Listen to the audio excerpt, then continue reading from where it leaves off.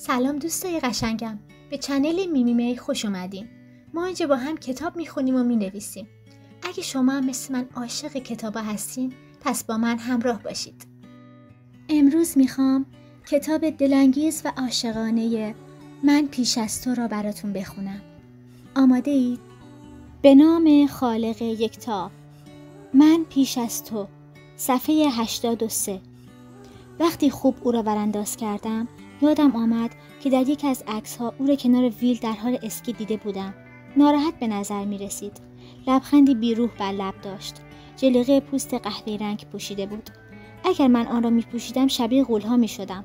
شال خاکستری کشمیری هم دور گردنش انداخته بود. گوشه شالش را در دست گرفته بود و با آن بازی می کرد. به نظر می رسید که نمی تواند تصمیم بگیرد که آن را از دور گردنش باز کند یا نه. به ویل گفت به نظر می رسد که حالت خوب است. جدی می گویم. موهات را هم که بلند کردی. ویل حرف نمیزد، فقط به اون نگاه می کرد. مثل همیشه از روی حالت چهرش نمیشد چیزی حدس زد. متوجه شدم که فقط به من اینطوری نگاه نمی کند. مرد جوان با دست به پشت صندلی چرخدار ویل زد و به نشانه تایید سرش تکان داد. گویی که دارد از یک ماشین مدل بالای مخصوص مسابقات اتومبیلرانی تعریف می کند. اوه، صندلی چرخدار جدید، کنترلی و برقی است. عجب تکنولوژی پیشرفته‌ای. در آن لحظه نمیدانستم چه باید بکنم. این پا آن پا می‌کردم تا اینکه صدای ویل سکوت را شکست. لویزا، لطفاً کمی هیزم داخل شومینه بریز. به نظر می‌رسد که هیزمم کم شده است. اولین بار بود که اسم مرا به زبان می‌آورد. بله، چشم. از داخل سبد مخصوص هیزم چند تکه مناسب را برداشتم و داخل شومینه ریختم.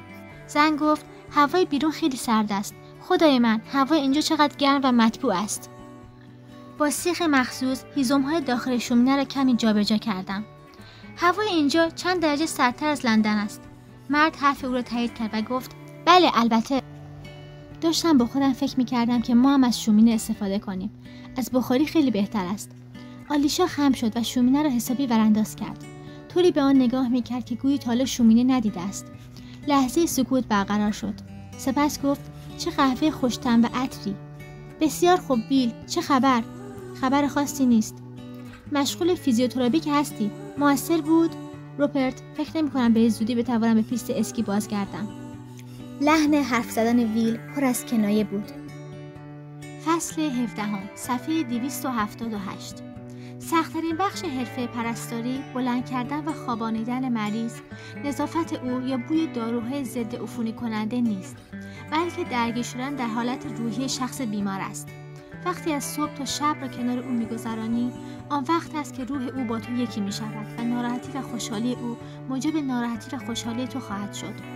صبح که برنامه‌ام را به ویل گفتم، واکنش خاصی نشان نداد. متوجه شده بودم که مثل هر روز نیست. کمتر با هم حرف زدیم، کمتر شوخی کردیم و کمتر خندیدیم. درباره مطالب روزنامه هم چیزی نپرسید. پس تصمیم خودت را گرفته‌ای؟ درخشی خاصی در چشمانش می‌دیدم. شانه بالا انداختم. با تاکید بیشتر سرم را تکان دادم. خب، فکر می‌کنم الان وقتش فرا رسیده. من 27 ساله هستم. احساس کردم پاسخی بچگانه به او دادم. به من زل زده و عضلات فکش منقبض شده بود. به یکبار احساس خستگی شدید کردم. شاید بعد معذرت خواهی می‌کردم، اما خودم هم علتش را نمی‌دانستم. بالاخره سری تکان داد و لبخند زد. خوشحالم که مشکلاتت حل شد.